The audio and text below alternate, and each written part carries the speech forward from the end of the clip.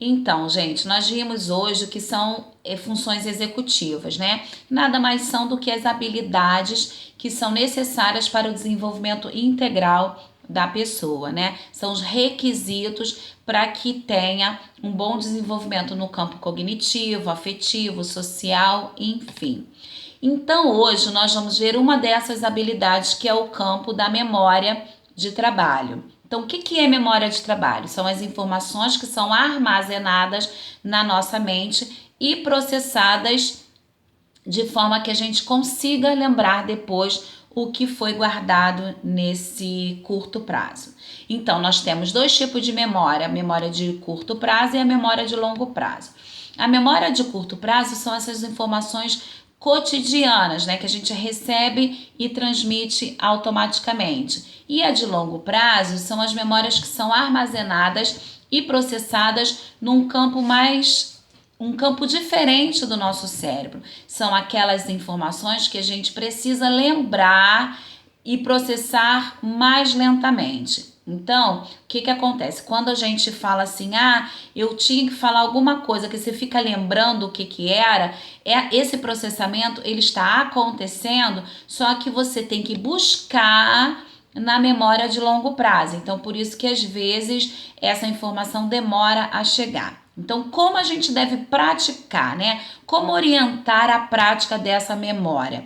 E lembrando que a memória de trabalho, ela contribui para a aprendizagem.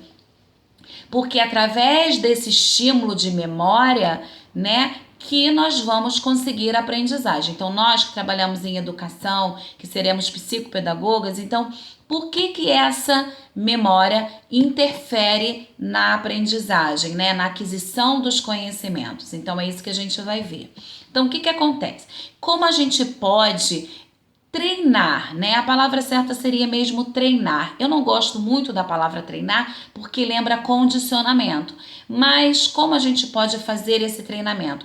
Estimulando de diversas formas no dia a dia, criando hipóteses, criando estratégias de, vamos fazer hoje uma lista de supermercado. Você então, ao escrever, você está elaborando ali uma informação que está sendo mandada para a sua mente, para o seu cérebro.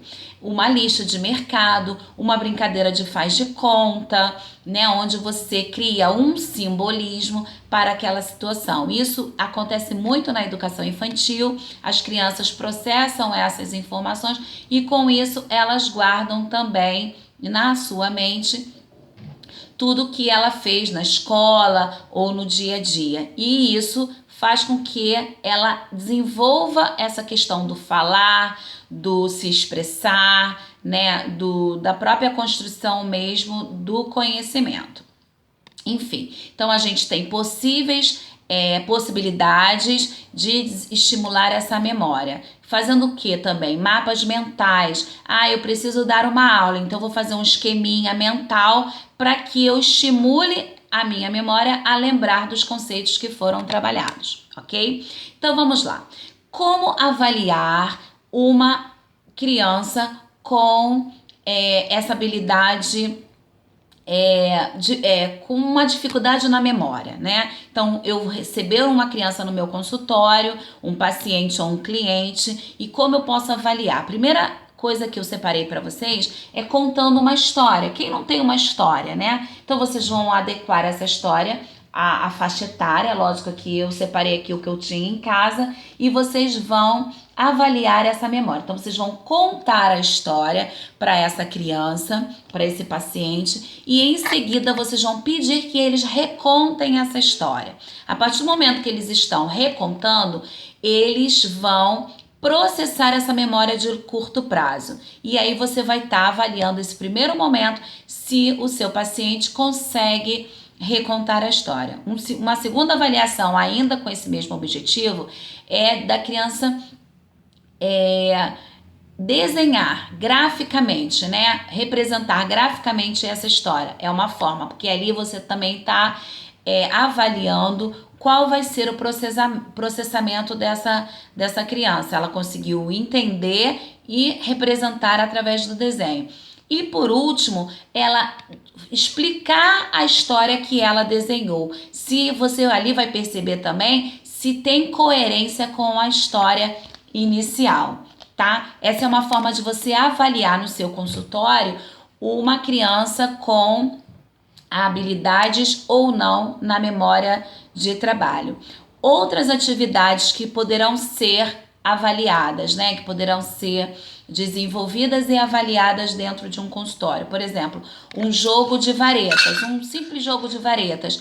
Na hora que você emite ali as regras do jogo, a vareta tal vale X, vale isso, você vai explicar esse jogo. A criança vai ter que armazenar essa informação. Nisso que ela armazena, ela vai estar desenvolvendo a memória de trabalho. Então, quando ela reconta as regras desse jogo, ela também você consegue avaliar se ela reteve aquela informação ou não, tá? E nós temos avaliações no campo auditivo verbal, que é o caso da história, quando ela processa essa informação e fala.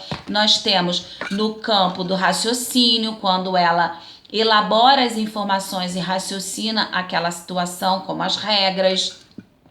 Nós temos também no auditivo visual, como é o jogo dos gênios, que nós vamos colocar aqui também o vídeo do menino, do filho da Érica, fazendo a associação das cores com o som. Então, isso é uma forma de você avaliar a memória de trabalho do seu paciente e do seu aluno também, tá? Eu separei inúmeras possibilidades de avaliação dessa memória de trabalho, mas o nosso tempo é curto, então hoje eu vou encerrar por aqui, tá? Espero que vocês tenham entendido, espero que eu tenha conseguido passar a informação e qualquer coisa eu tenho uma listinha de possibilidades e sugestões de avaliação no campo da memória de trabalho, ok?